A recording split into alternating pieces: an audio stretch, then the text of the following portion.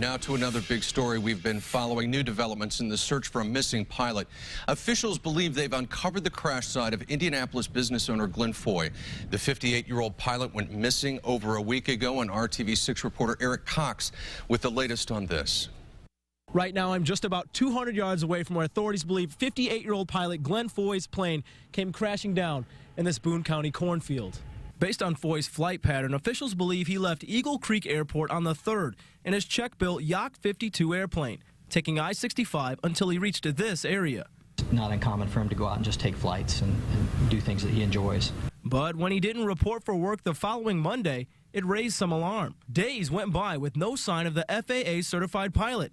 Then the Indiana wing of Civil Air Patrol got involved in the search. Based on radar and cell phone forensics, Civil Air Patrol and the Air Force were led then to Boone County. Authorities uncovered a plane entrenched in a rural area just southwest of Lebanon around 8:40 today. Canines were sent out one at a time to an aircraft dug deep in the ground to find out if there was a body somewhere inside.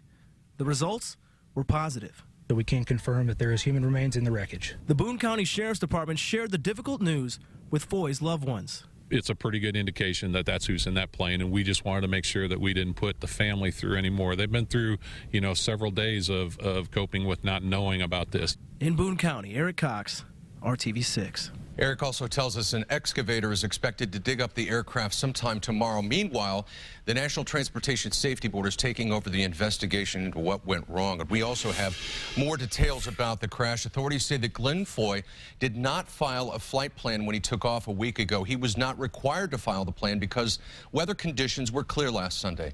We talked to a Greenwood flight instructor before the victim's remains were found. He says it's not unusual for pilots not to file a plan when traveling a short distance.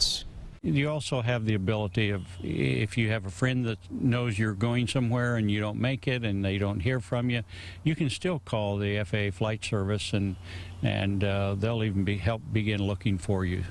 If Foy had filed a flight plan, authorities would have launched a search for the missing pilot within 30 minutes of his estimated arrival. Civil Air Patrol began their search late Friday.